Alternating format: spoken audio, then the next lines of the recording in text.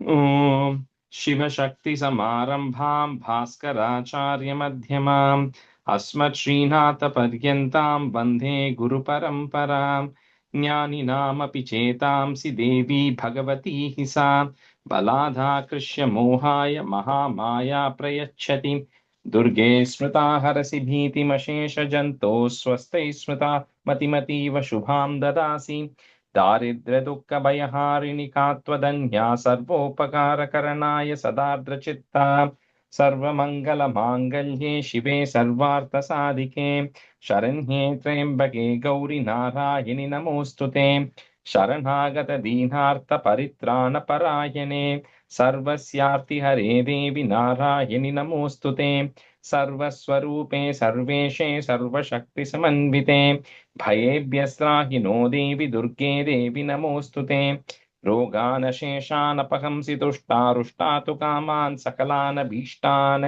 त्वामाश्रितानां न विपन्नराणां त्वामाश्रिताह्याश्रयतां प्रयान्ति सर्वाबाधा प्रशमनं त्रैलोक्यस्याखिलेश्वरि एवमेव त्वया कार्यमस्मद्वैरिविनाशनम् ॐ Welcome everyone. Thanks for accommodating the schedule for those who are able to join. All right, so we'll just do a quick review of Devi Kavacham because we didn't do the review last time, so we'll do the full thing today. Since we are small group. Shreya, can you do the 1 to 28, and then Lakshmi, can you do 29 to 56?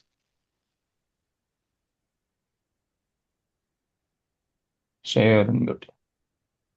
अस्य श्री चंडी कवचस्य ब्रह्मा ऋषिः अनुष्टुप् छन्दः चामुण्डा देवता अङ्गन्यासोक्तमातरो बीजं दिग्बन्धा देवतास्तत्त्वं श्री जगदम्बा प्रीत्यर्थे सप्तशती पाठाङ्गत्वेन जपे विनियोगः ॐ नमः चण्डिकायै मार्कण्डेयोवाच यद्गुह्यं परमं लोके सर्वरक्षकरनृणां यन्न कस्यचिदाख्यातं तन्मे ब्रूहि पितामह ब्रह्मोवाच अस्ति गुह्यतमं विप्र सर्वभूतोपकारकं देव्यास्तु कवचं पुण्यं तच्छृणुष्व महामुने प्रथमं शैलपुत्री च द्वितीयं ब्रह्मचारिणी तृतीयं चन्द्रघण्टेति कूष्माण्डेति चतुर्थकं पंचमं स्कन्दमातेति शास्त्रं कात्यायनीति च सप्तमं कालरात्रीति महागौरीति चाष्टमम् Yeah, first line. Shashtam Katyayani च.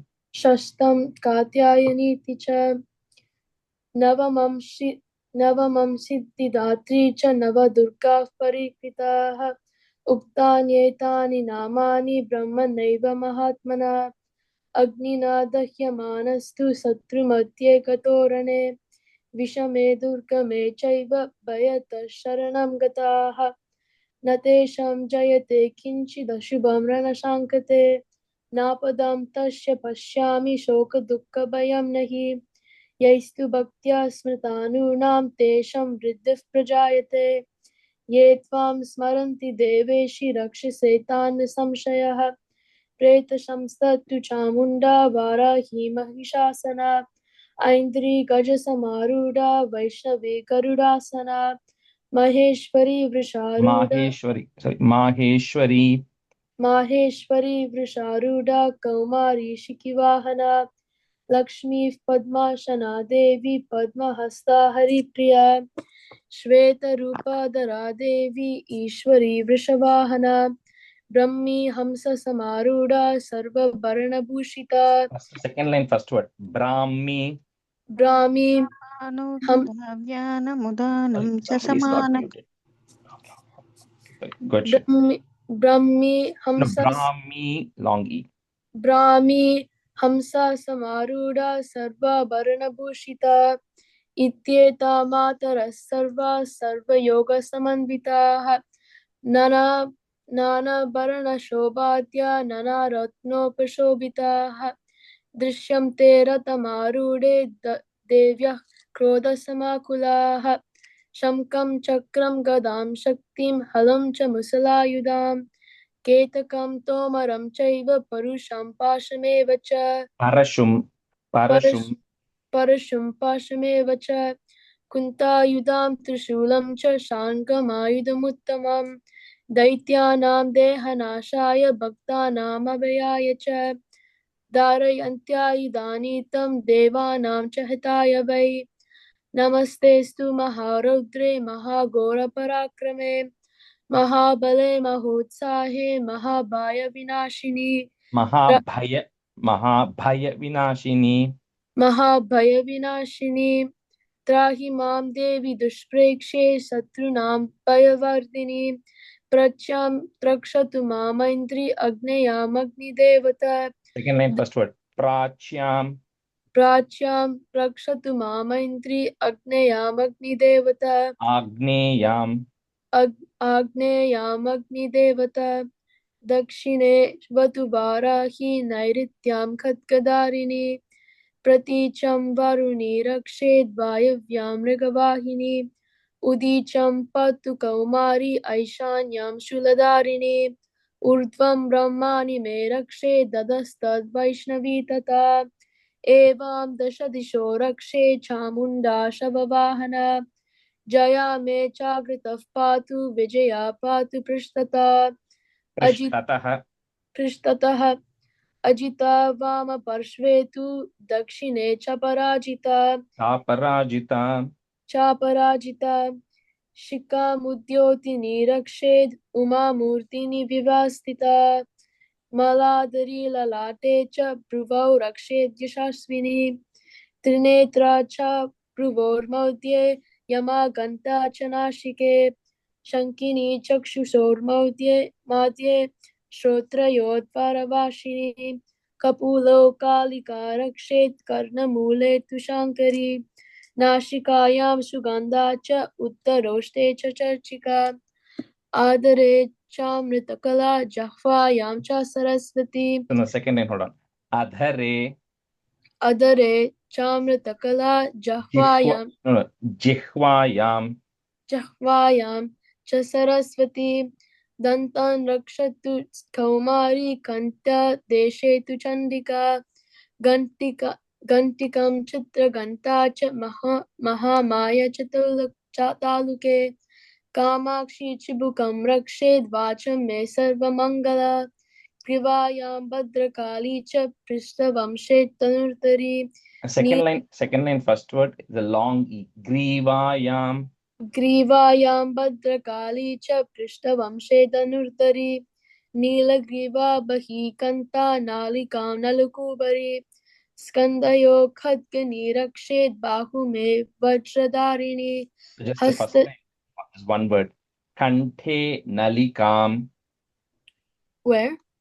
First line. Kanthe nalikam nalakubari. Wait, which stanza is that? 27. Oh. Nilagriva bahe kanthe. Nilagriva bahi kante nalikam nalukubari स्कन्दयो खड्गनी रक्षेत् बाहु मे वज्रधारिणी बाहु मे वज्रधारिणी हस्तयोर्दण्डिनी रक्षेत् दाम्बिका चङ्गुलेषु च नकाञ्चूलेश्वरी रक्षेत् कुक्षौ रक्षेत् Kuleshwari. I can stop there. First line, 28th, first line, last word, Changulishu cha. Changulishu cha. Yeah. Lakshmi, we can go ahead. स्तनो रक्षेन्महादेवी मनःशोकविनाशिनी हृदये ललिता देवी उदरे शूलधारिणी नाभौ च कामिनी रक्षेद् गुह्यं गुह्येश्वरी तदा पूतना कामिका मेढ्रं गुदे महिषवाहिनी कट्यां भगवती रक्षेत् जानुनी विन्ध्यवासिनी जङ्घे महाबला रक्षेत् सर्वकामप्रदायिनी गुल्फयोर्नारसिंही च पादपृष्ठे तु तैजसी पादाङ्गुलीषु श्रीरक्षेत् पादाधलस्थलवासिनी पादाधस्थलवासिनी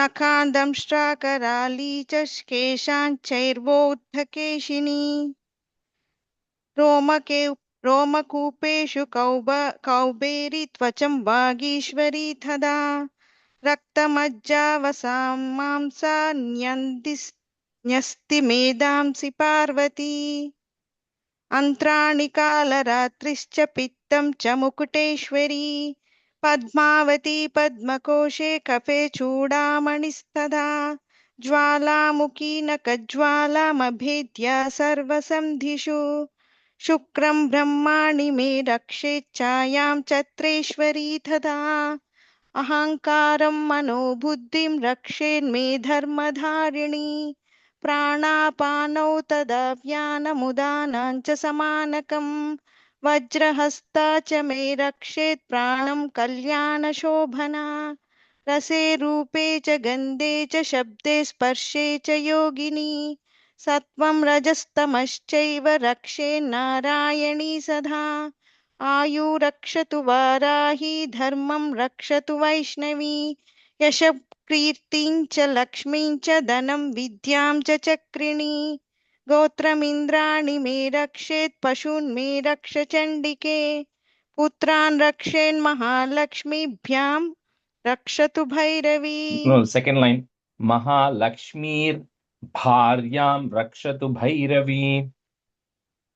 पुत्रान् रक्षेन् महालक्ष्मीर्भार्यां रक्षतु भैरवी पन्थानां सुपता रक्षेन्मार्गां क्षेमकरी तदा राजद्वारे महालक्ष्मी विजया सर्वतः स्थिता रक्षाहीनं तु यत्स्थानं वर्जितं कवचेन तु तत्सर्वं रक्ष मे देवी जयन्ती पापनाशिनी पदमेकं न गच्छेत्तु यदिच्छेच्छु भूमात्मना Bhamatmanah. First line, last word. Yedi Chechu Bhamatmanah. पदमेकं न गच्छेत्तु यदिच्छेच्छु भमात्मनः Yeah. यदिच्छेच्छु भमात्मनः कवचेनावृतो नित्यं यत्र यत्रैव गच्छति तत्र तत्रार्धलाभश्च विजयः सर्वकामिकः यं यं चिन्तयते कामं तं तं प्राप्नोति निश्चितं परमैश्वर्यमतुलं प्राप्स्यते भूतले पुमान् And sure, the first line, last word. Sarvakamikah. You said Sarvakamikah. Bija, yes, Sarvakamikah. Okay. Should I repeat everything? No, just that one line, one word. Just Okay. repeat that. तत्र तत्रार्थलाभश्च विजयः सार्वकामिकः Yeah.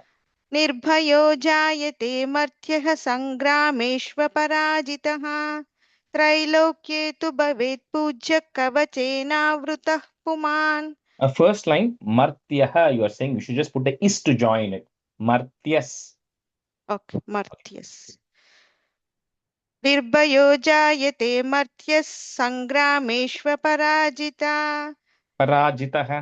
पराजितः त्रैलोक्यो तु भवत् पूज्य कवचेनावृतः पुमान् इदं तु देव्याः कवचं देवानामपि दुर्लभं यः पठेत् प्रयतो नित्यं त्रिसन्ध्यं श्रद्धायान्वितः दैवी कला भवेत् तस्य त्रैलोक्येष्वपराजितः जीवेद्वर्षशतं साग्रमपं मृत्युविवर्जितः नश्यन्ति व्याधयः सर्वे लूता विस्फोटकादयः स्थावरं जङ्गमं चैव कृत्रिमं चापि यद्विषम् अभिचाराणि सर्वाणि मन्त्रयान्त्राणि भूतले भूचरा केचराश्चैव जलजाश्चोपदेशिकाः A small correction. You don't have to repeat. Just make sure you said mantra yantrani. It's mantra yantrani.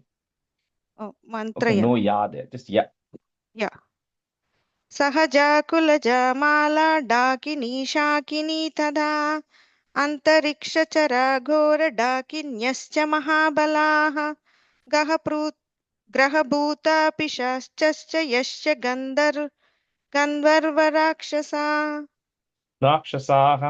राक्षसाः ब्रह्मराक्षसवेताला Kushmanda भैरवादयाः नश्यन्ति दर्शनात् तस्य कवचे हृदि संस्थिते मानोन्नतिर्भवेद्राज्ञस्तेजो वृद्धिकरं परम् यशसा वर्धते सोऽपि कीर्तिमण्डितभूतले जपेत् सप्तशतीं चण्डीं कृत्वा तु कवचं पुरा यावद्भूमण्डलं धत्ते सशैलवनकाननं तावित्तिष्ठति मेदिन्यां सन्तति पुत्रपौत्रकी Second line, first word, tavat tishtati.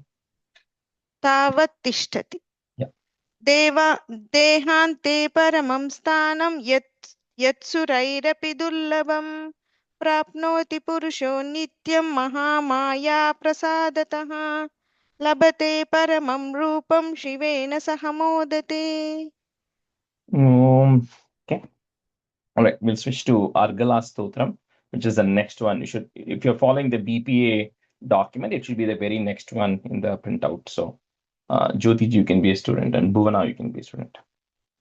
So this is like the Argala Stotram is very similar, like the Devi Kavacham things we saw. This is part of the Purvangam things which are coming ahead of the actual Devi Mahatmyam, right? And this Argala Stotram is also a little bit of a protection, because Argala is to open the door. Now, to open the door to what, right? So the request here is to Devis in Kavacham, you protected everything, you protected me.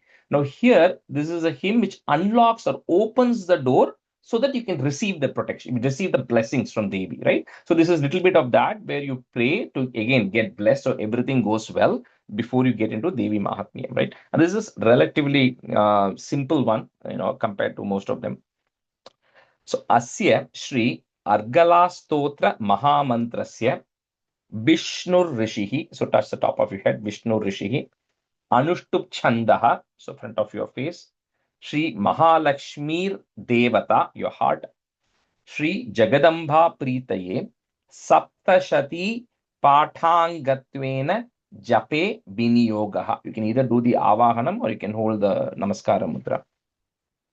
Asya Shri Argala Stotra Mahamantrasya Vishnur Rishihi Anushtup Chandaha Shri Mahalakshmir Devata Shri Jagadamba Pritaye Saptashati Pathangatvena Jape Viniyogaha.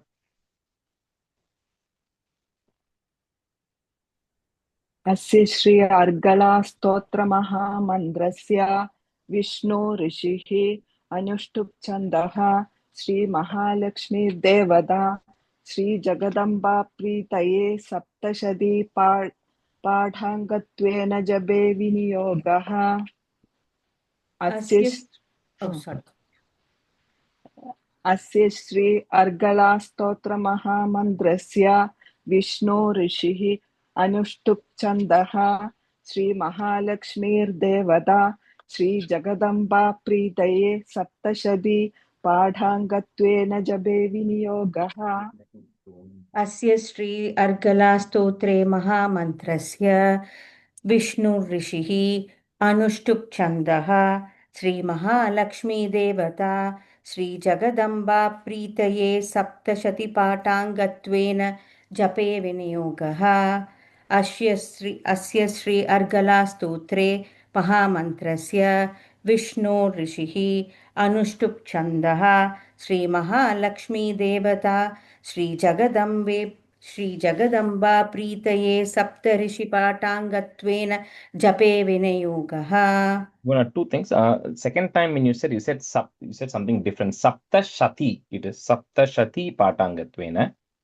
Saptashati Patangatvena Jape Vinyogaha. And then the first one, you said Stotre. It is just Stotra. Stotra. Yeah. Asya Sri Argala Stotra Mahamantrasya. Okay. That's it. Yeah. Thank you. Om Namah Shandikaye Markandeyo Vacha Jayanti long E. Jayanti Mangala Kali long E. Bhadrakali Kapalini. I'm stretching all of this intentionally because this one has a lot of short E's which are going to come. Durga, Shama, Shiva, Dhatri, Swaha, Swadha, Namostute. Essentially, first doing namaskarams, doing prostrations to all the different names of Devi, which is the one who is Jayanti, Mangala, Kali, Bhadrakali, Kapalini. So all to all of them doing the prostrations, and Swaha, Swadha to all of the different names. Rajesh, Yeah. in the printout, there's something called Dhyanam.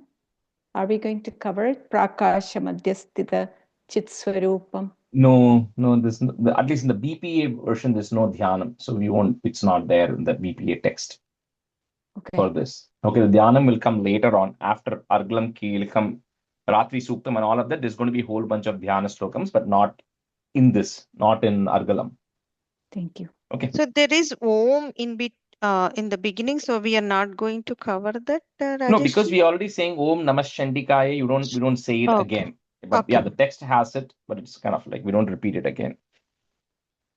Om Namah Shandikaya Markandeyo Vacha Jayanti Mangala Kali Bhadrakali Kapalini Durga Kshama Shiva Dhatri Swaha Swadha Namostute.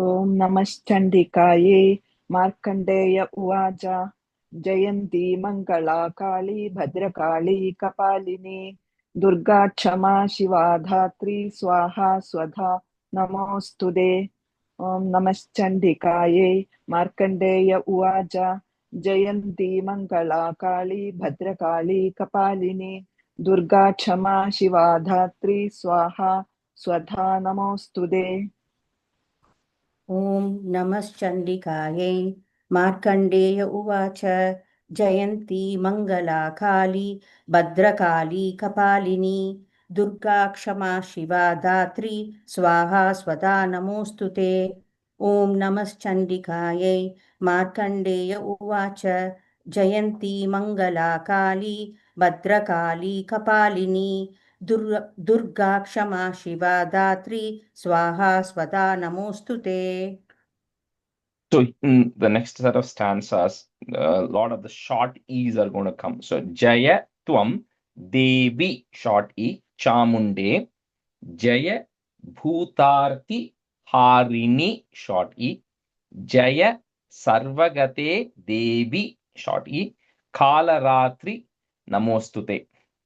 So again, namostute means in prostration. So namaskarams to you, one who is Chamunda, Jaya Bhutarti Harini, the one who removes all the sorrows and all of those stuff. The one who is, the form of Kala Ratri, which means dark night, which is one of the dark forms of Durga, where she's dark in color. Kala Ratri. So to each of them, my salutations or my namaskarams. Jaya Tvam Devi Chamunde, Jaya Bhutarti Harini. जय सर्वगते देवि कालरात्रि नमोस्तुते. जय त्वं देवि चामुण्डे जय भूतार्तिहारिणि जय सर्वगदे देवि कालरात्रि नमोऽस्तुते जय त्वं देवि चामुण्डे जय भूतार्तिहारिणि जय सर्वगदे देवि कालरात्रि नमोऽस्तुते जय त्वं देवि चामुण्डे जय भूतार्तिहारिणि जय सर्वगते देवी कालरात्रि नमोऽस्तु ते. Again, short E. Jaya Sarvagate Devi. Okay, I'll repeat. जय त्वं देवि चामुण्डे जय भूतार्तिहारिणि जय सर्वगते देवी कालरात्रि नमोऽस्तु ते. Even Kalaratri is a little bit. So the best way to kind of say that is you little bit take your voice down a little bit. Right? Kalaratri. So just as if you're dropping it, right? So when you do that, then you won't stretch it. Or you say the next word which is coming immediately along with the previous word. Like Jaya Sarvagate Devi Kalaratri Namostute. If you say it together, then you won't stretch it because by default you'll end up stretching it. Okay. Yeah. Madhu Kaitabha Vidravi, again short E. Vidhatru Barade Namaha. Rupam Dehi, short E. Jayam Dehi, short E. Yasho Dehi, Dvisho Jahi. So this is where a lot of people make mistakes. Each of that he, they end up stretching it. So you have to be very careful not to stretch any of those he's. So here, each of the stanzas now is going to have this. Is going to say a first line is going to be something. So here it says, "O Devi, the one who salutations to the Devi who got rid of the demons Madhu and Kaitaba, which we're going to see in the entire chapter 1 of Devi Mahatmyam is Devi getting rid of Madhu and Kaitaba. So the one who got rid of Madhu and Kaitaba and who gave the boon of protection and then who gave Brahma the boon of protection, that Devi, please give me Rupam Dehi. Give me Rupam. Give me form. Now, form doesn't mean just looking good or looking beautiful. This also means a little bit of the spiritual beauty, not just the materialistic beauty. So, Rupam Dehi, Jayam Dehi. Give me victory in all the good things you do, not in any of the bad things. Yasho Dehi, Yashas. So again, give me glory. So, give me the spiritual glory. And Dvisho Jahi, and destroy all the enemies, the inner enemies that I'm battling, and also the outer enemies. So each of the stanza is going to have this saying, please bless me with, good spiritual victory, get rid of all my inner enemies and give me yashas and also give me more spiritual beauty as well. Madhukaithaba vidrabi vidhatruvaraде namaha Rupam dehi jayam dehi yasho dehi dvisho jahi. मधुकैडभविद्रावि विधातृवरदे नमः रूपं देहि जयं देहि यशो देहि दिशो जहि जहि मधुकैडभविद्रावि विधातृवरदे नमः रूपं देहि जयं देहि यशो देहि दिशो जहि मधुकैटभविद्रावि विधातृवरदे नमः रूपं देहि जयं देहि यशो देहि द्विषो जहि मधुकैटभविद्रावि विधातृवरदे नमः रूपं देहि जयं देहि यशो देहि द्विषौ जहि. That Yasho Dehi, you're stretching the he a little bit there. So Yasho Dehi Dvisho Jahi. Yasho Dehi Dvisho Jahi. Yeah. Yeah. So the first word is one word, or we can split, Rajesh. Madhukaitaba Vidravi Vidhatru. Is it for one word, or we can split? Madhu is one word.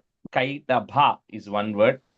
Vidravi is one word. Vidhatru is one word. Okay. Okay. Madhu and Kaitaba are two demons who Devi is going to battle in chapter 1. Mahishasura Nirnashi Bhaktanam Sukadhe Namaha. So next we saw in chapter 1, Madhu and Kaitaba. Then chapter 2 is where she battles Mahishasura for the one who got rid of Mahishasura. And then for all your bhaktas, Sukam, one who gave them happiness. Then the Yash Rupam Dehi. Mahishasura Nirnashi Bhaktanam Sukade Namaha. Rupam Dehi Jayam Dehi Yasho Dehi Dvisho Jahi. महिषासुरनिर्नाशि भक्तानां सुखदे नमः रूपं देहि जयं देहि यशो देहि द्विषो जहि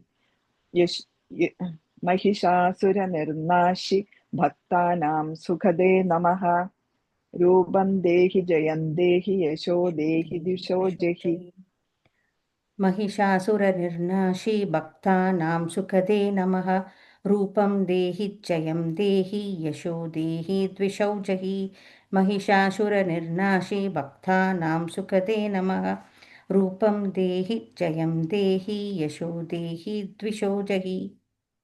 रक्तबीज वधे देवी Chanda Munda Binashini. So next going to chapter 7 where she gets rid of Chanda and Munda. So the one who got rid of Chanda and Munda. And in chapter 8, the one who gets rid of Rakta Bhija. So to that Devi, Rupam Dehi Jayam Dehi. Rakta Bhija Vadhe Devi Chanda Munda Vinashini. Rupam Dehi Jayam Dehi Yasho Dehi Dvisho Jahi. रक्तबीजवधे देवि चण्डमुण्डविनाशिनि रूपं देहि जयं देहि यशो देहि द्विषो जहि रक्तबीजवधे देवि चण्डमुण्डविनाशिनि रूपं देहि जयं देहि यशो देहि द्विषो जहि रक्तबीजवदे देवी चण्डमुण्डविनाशिनी रूपं देहि जयं देहि यशो देहि द्विषौ जहि रक्तबीजवदे देवी चण्डमुण्डविनाशिनी रूपं देहि जयं देहि यशो देहि द्विषौ जहि शुम्भस्यैव निशुम्भस्य धूम्राक्षस्य च मर्दिनि So again, all this people, a battle is going to come. Dhumra Lochana in chapter 6, Nishumbha in chapter 9, Shumbha in chapter 10. So the same thing, the one who got rid of all of them. शुम्भस्यैव निशुम्भस्य धूम्राक्षस्य च मर्दिनि रूपं देहि जयं देहि यशो देहि द्विषो जहि. शुम्भस्यैव निशुम्भस्य धूम्राक्षस्य च मर्दिनि रूपं देहि जयं देहि यशो देहि द्विषो जहि. शुम्भस्यैव निशुम्भस्य धूम्राक्षस्य च मर्दिनि रूपं देहि जयं देहि यशो देहि द्विषो जहि. शुम्भस्यैव निशुम्भस्य धूम्राक्षस्य च मर्दिनि रूपं देहि जयं देहि यशो देहि द्विषौ जहि. शुम्भस्यैव निशुम्भस्य धूम्राक्षस्य च मर्दिनि रूपं देहि जयं देहि यशो देहि द्विषो जहि. Some dehi, when you're saying, you're stretching it, and some you're not. So like it depends. Each time you're changing that one. So No, just I'll make sure consciously you practice it. yeah, you just have to be very, very conscious in this of not stretching that. You know, Yeah, we have to be very conscious, I think. you have to be very conscious of not, because by default you will end up stretching wherever. You know. Yeah. Banditangri yuge devi short e sarva saubhagya dayini. The one who gives sarva saubhagyam. Vanditangri yuge devi sarva saubhagya dayini. Rupam dehi jayam dehi yasho dehi dvisho jahi. वन्दिताङ्घ्रियुगे देवि सर्वसौभाग्यदायिनि रूपं देहि जयं देहि यशो देहि द्विषो जहि. वन्दिताङ्घ्रियुगे देवि सर्वसौभाग्यदायिनि रूपं देहि जयं देहि यशो देहि द्विषो जहि. वन्दिताङ्गी युगे देवी सर्वसौभाग्यदायिनी रूपं देहि जयं देहि यशो देहि द्विषौ जहि. First line Devi is a short E, okay? Okay, yeah. वन्दिताङ्गी युगे देवी सर्वसौभाग्यदायिनी रूपं देहि जयं देहि यशो देहि द्विषौ जहि. And the first word Vanditangri, gri, angri. Okay, Vanditangri yuge devi. Yeah, thank you. Achintya Rupa Charite Sarva Shatru Vinashini, again short E. So Chintya means to be able to comprehend what you can imagine or what you can comprehend. So here Achintya Rupa Charite means your form and your activities, whatever you do, cannot be thought about or cannot be comprehended by anybody. So that they be the one who Sarva Shatru Vinashini, one who eradicates all your enemies. Achintya Rupa Charite Sarva Shatru Vinashini Rupam Dehi Jayam Dehi Yasho Dehi Dvisho Jahim. अचिन्त्यरूपचरिते सर्वशत्रुविनाशिनि रूपं देहि जयं देहि यशो देहि द्विषो जहि. अचिन्त्यरूपचरिते सर्वशत्रुविनाशिनि रूपं देहि जयं देहि यशो देहि द्विषो जहि. Achintya Rupa Charite Sarva Shatru Vinashini Rupam Dehi Jayam Dehi Yasho Dehi Dvishau Jahi. Achintya Rupa Charite Sarva Shatru Vinashini Rupam Dehi Jayam Dehi Yasho Dehi Dvishau Jahi. Nate bhyaha, put is nate bhyas sarvada bhaktya chandike duritapahe. So here, what do you call Chandika? The word Chandika, to whom, the one who is everybody who bows to her, to the Chandika, and who then Duritapahe. Duritam is bad, sins, the one who keeps all her devotees away from committing sins when she blesses them. Natebhyas sarvada bhaktya chandike duritapahe rupam dehi jayam dehi yasho dehi dvisho jahim. नतेभ्यः सर्वदा भक्त्या चण्डिके दुरितापहे रूपं देहि जयं देहि यशो देहि द्विषो जहि. नतेभ्यः सर्वदा भक्त्या चण्डिके दुरितापहे रूपं देहि जयं देहि यशो देहि द्विषो जहि.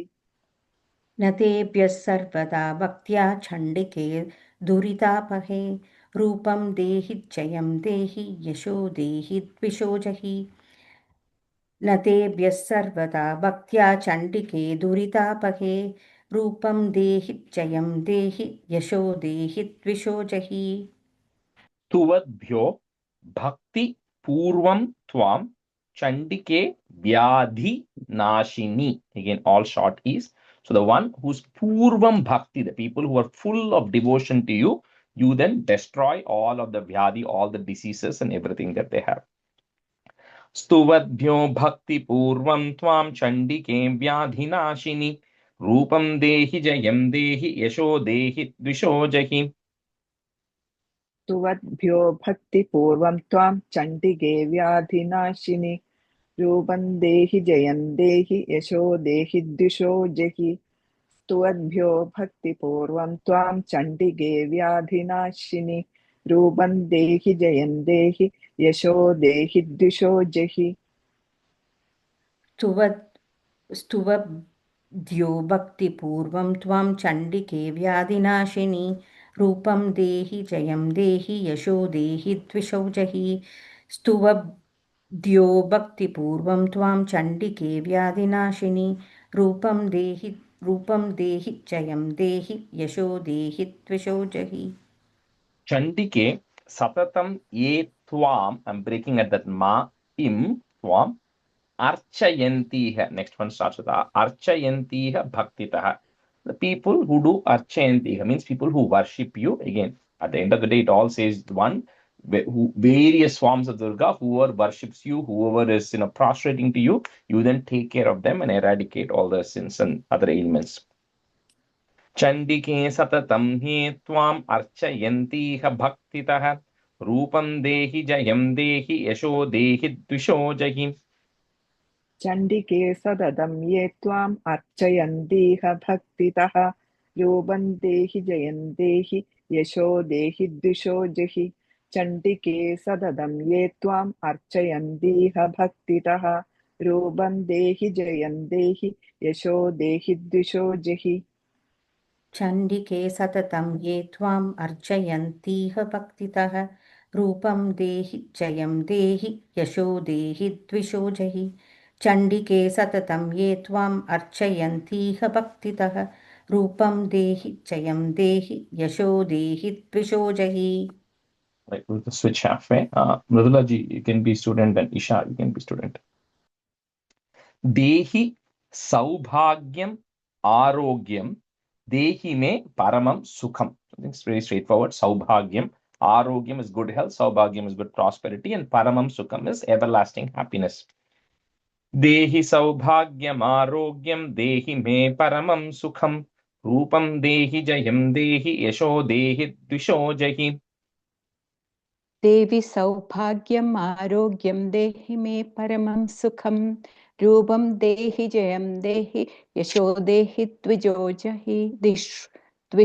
जहि देवि सौभाग्यम् आरोग्यं देहि मे परमं सुखं रूपं देहि जयं देहि यशो देहि द्विषो जहि देहि सौभाग्यम् आरोग्यं देहि मे परमं सुखं रूपं देहि जयं देहि यशो देहि द्विषो जहि देहि सौभाग्यम् आरोग्यं देहि मे परमं सुखं रूपं देहि जयं देहि यशो देहि द्विषो जहि Bidehi Dvishatam Nasham Videhi Balam Uchakaihi. Again, the Dvishatam, which comes in Dvishojahi, refers to the enemy. So please eradicate all the enemies I have and give me Balam Uchakaihi. Give me the greatest of strengths. Videhi Dvishatam Nasham Videhi Balam Uchakaihi. Rupam Dehi Jayam Dehi Yasho Dehi Dvishojahi. विधेहि दिश्वतां नाशं विधेहि बलमुच्चकैः correct Balam Uchakaihi. बलमुच्चकैः रूपं देहि जयं देहि यशो देहि दिशो जहि विदेहि दिश्वतां नाशं विदेहि बलमुच्चकैः रूपं देहि जयं देहि यशो देहि दिशो जहि विदेहि द्विषतां नाशं विदेहि फलमुच्चकैः रूपं देहि जयं देहि यशो देहि द्विषो जहि विधेहि द्विषतां नाशं विदेहि बलमुच्चकैः रूपं देहि जयं देहि यशो देहि द्विषो जहि Videhi Devi Kalyanam. Kalyanam means just good fortune, prosperity. Videhi Paramam Shriyam. Shriyam is prosperity. Kalyanam is more like fortune or auspiciousness. Videhi Devi Kalyanam. Videhi Paramam Shriyam. Rupam Dehi Jayam Dehi Yasho Dehi Dvisho Jahi.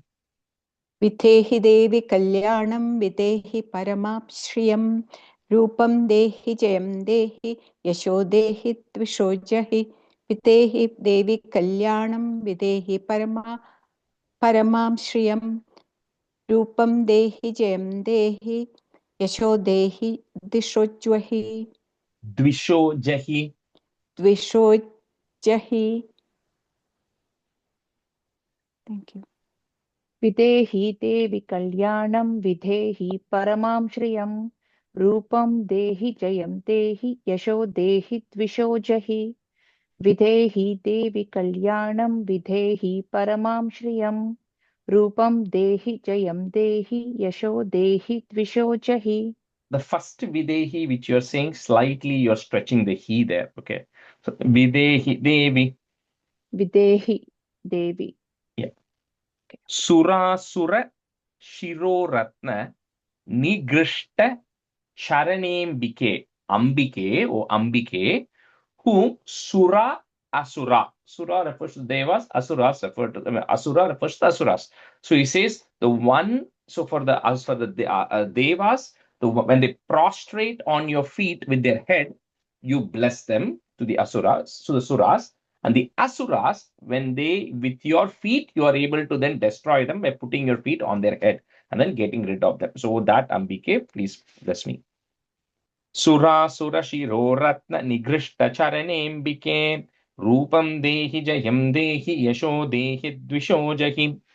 सुरासुरशिरोरत्ननिगृष्टचरणेऽम्बिके रूपं देहि जयं देहि यशो देहि दिशो जहि शिरोरत्ननिगृष्टचरणेऽम्बिके रूपं देहि जयं देहि यशो देहि दिशो जहि जहि सुरासुरशिरो रत्ननिगृष्ट चरणम्बिके रूपं देहि जयं देहि यशो देहि द्विषो जहि First line Charanembike.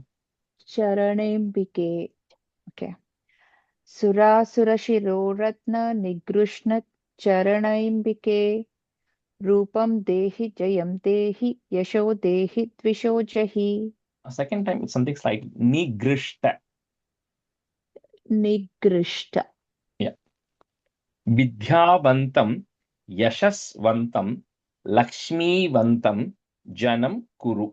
Give me Vidya, give me knowledge. So what knowledge? The knowledge to understand that we are not who we are. There is this Paramatma inside of us. The soul is always permanent. So the knowledge which drives away the ignorance. So please give me that knowledge. And Lakshmi refers to prosperity anyway. Shri, which came earlier. Vidyavantam Yashasvantam Lakshmivantam Janam Kuru. Rupam Dehi Jayam Dehi Yasho Dehi Dvisho Jahi. विद्यावन्दं यशस्वन्दं लक्ष्मीवन्दं जनं कुरु रूपं देहि जयं देहि यशो देहि द्विषो जहि The Lakshmi long E there. Okay. There is a long. Yeah, Lakshmi Vantam. Okay. Thank you. विद्यावन्दं यशस्वन्दं लक्ष्मीवन्दं जनं कुरु रूपं देहि जयं देहि यशो देहि दिशो जहि विद्यावन्तं यशस्वन्तं लक्ष्मीवन्तं जनं कुरु रूपं देहि जयं देहि यशो देहि द्विषो जहि विद्यावन्तं यशस्वन्तं लक्ष्मीवन्तं जनं कुरु रूपं देहि जयं देहि यशो देहि द्विषो जहि प्रचंड दैत्य दर्पग्ने chandike pranatayame, or chandike who gets rid of daitya, so get rid of the asuras who are filled with a lot of pride. प्रचंड दैत्य दर्पग्ने चंडिके प्रणताय मे रूपम देहि जयम देहि यशो देहि द्विषो जहि. Prachanda Daitya Darpagni, correct? Yeah. Daitya Dar Chantike Pranataya me Rupam Dehi Jayam Dehi Yasho Dehi Tvishojahi. Prachanda Daitya Darpagni Chantike Pranataya me Rupam Dehi Jayam Dehi Yasho Dehi Tvishojahi.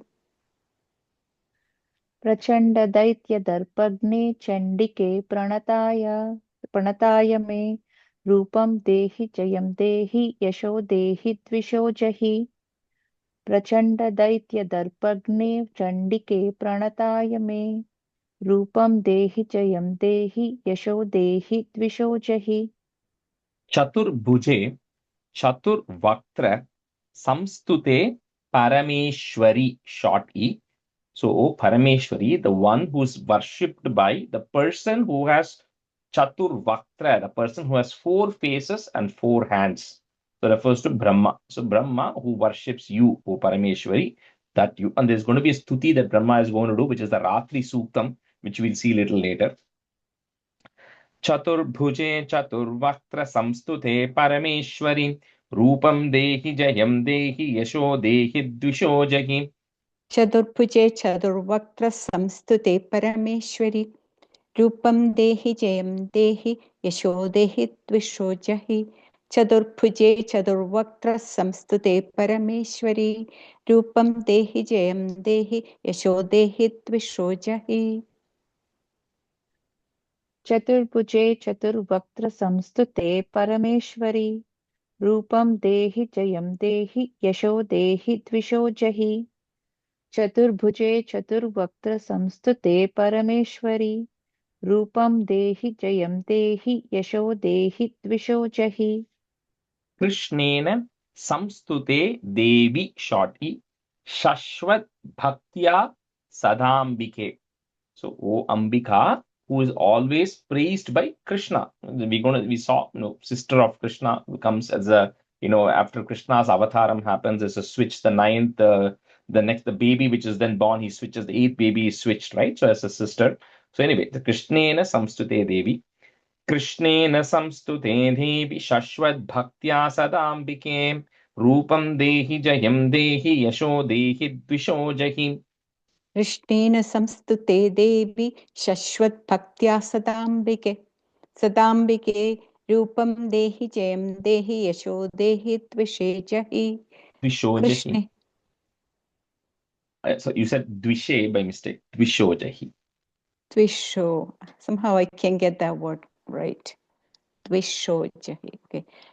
Krishnena Samstude Devi Shashwat Bhaktya Sadambike Rupam Dehi Jayam Dehi Yasho Dehi Tvisho Jahi.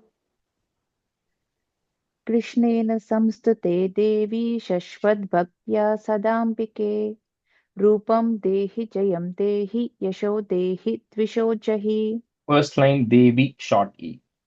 देवी okay कृष्णेन संस्तुते देवी शश्वद्भक्त्या सदाम्बिके रूपं देहि जयं देहि यशो देहि द्विषो जहि Himachala Suthanatha Samstute Parameshwari. Little bit of a twisted thing here saying, O Parameshwari, O Durga, who is praised by Himachala Sutha, the daughter of Himachala, Natha, the one who is the husband of the daughter of Himachala. The daughter of Himachala is Parvati. So, husband of Parvati is Shiva. So, Ambika, the one who is worshipped by or praised by Shiva as well. They're talking about Brahma, Vishnu, Shiva, all three, the one who praise you and.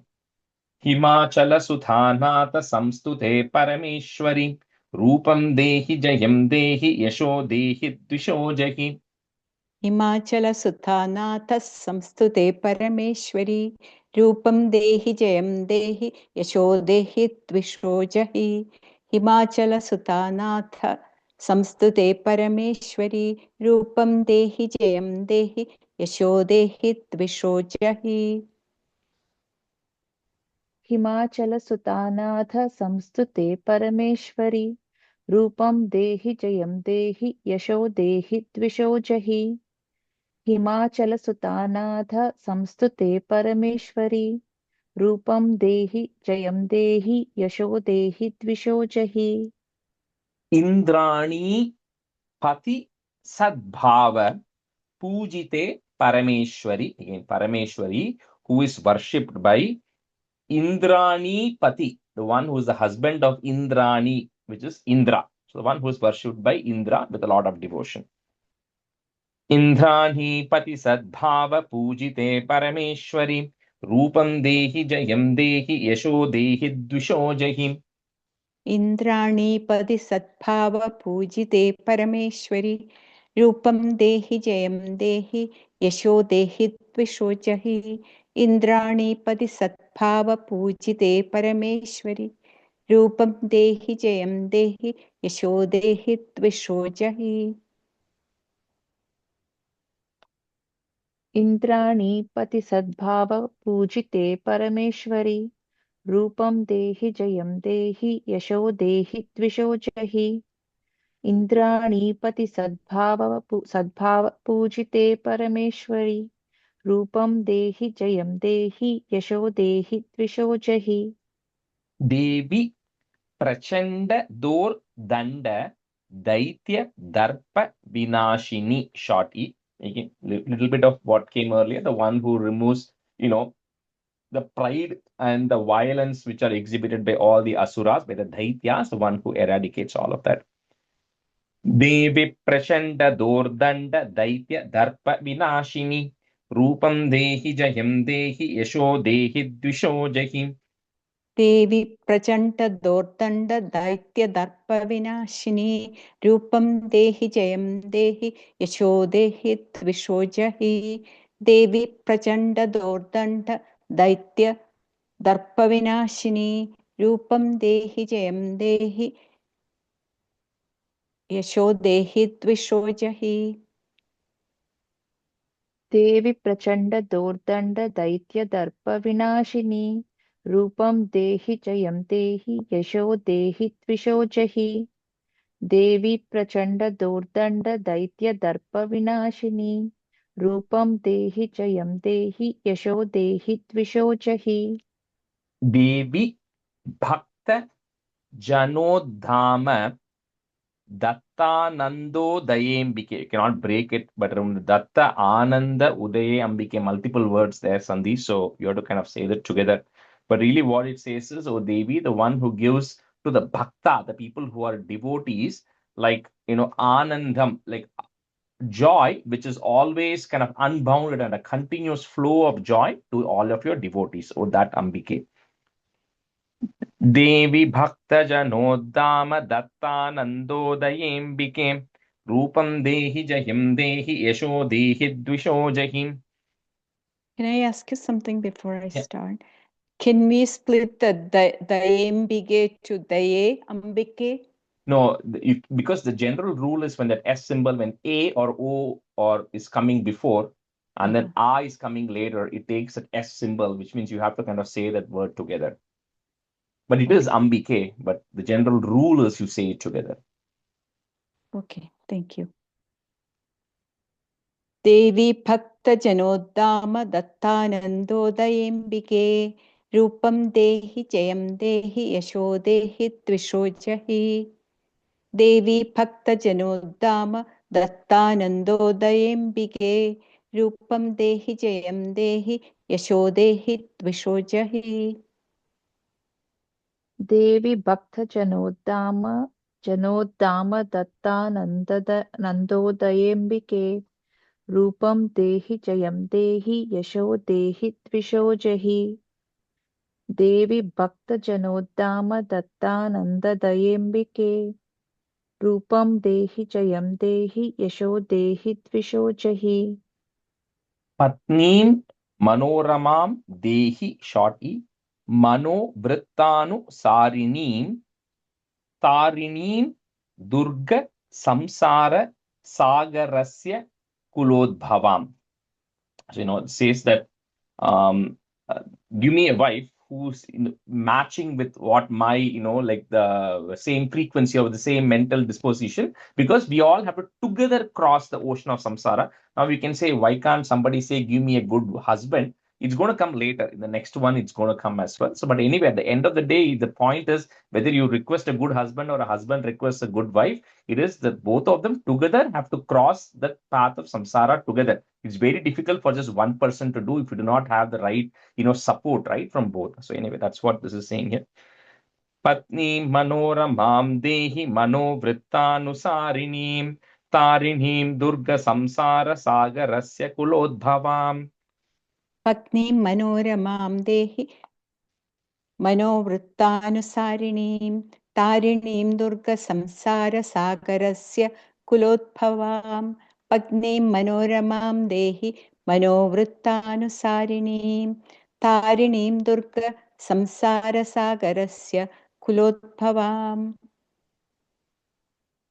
पत्नीं मनोरमां देहि मनोवृत्तानुसारिणीं तारिणीं दुर्गसंसार सागरस्य कुलोद्भवाम् पत्नीं मनोरमां देहि मनोवृत्तानुसारिणीं तारिणीं दुर्गसंसारसागरस्य कुलोद्भवाम् Idam stotram pathitvatu mahastotram pathen naraha satu saptashati sankhya varam. I'm just breaking it that varam apnoti sampadam. Says one should read the stotram, which is Argala stotram, and then go read the Mahastotram, which is the Devi Mahatmyam, which is going to follow. So this is equally, and then this says this one is as important as Devi Mahatmyam as well. That's why all of these are kept, because they're equally powerful. And by doing it, Varam Apnoti Sampadam. Even the boons which are very difficult to obtain, one will obtain by reading this together. Idam stotram pathitvā tu mahastotram pathinnarah satu saptashati sankhya varamapnoti sampadam. इदं स्तोत्रं पठित्वा तु महास्तोत्रं पठेन्नरः सतुसप्तशतीसङ्ख्या परमाप्नोति सम्पदाम् इदं स्तोत्रं पठित्वा तु महास्तोत्रं पठेन्नरः सतुसप्तशतीसङ्ख्या परमाप्नोति सम्पदाम् इदं स्तोत्रं पठित्वा तु महास्तोत्रं पठेन्नरः स तु सप्तशतीसङ्ख्या वरमाप्नोति सम्पदाम् इदं स्तोत्रं पठित्वा तु महास्तोत्रं पठेन्नरः स तु सप्तशतीसङ्ख्या वरमाप्नोति सम्पदाम् Hari Om Shri Gurubhyo Namaha. Hari Om. Thank you, everyone. We'll end the class here today. Thanks for understanding the time. See you all next Thursday. When are you back? I'm back on Sunday night. So, like I was telling you all, so they're doing a Maharudram and a Sahasra Chandi. Sahasra Chandi means like they have to do 100 homams.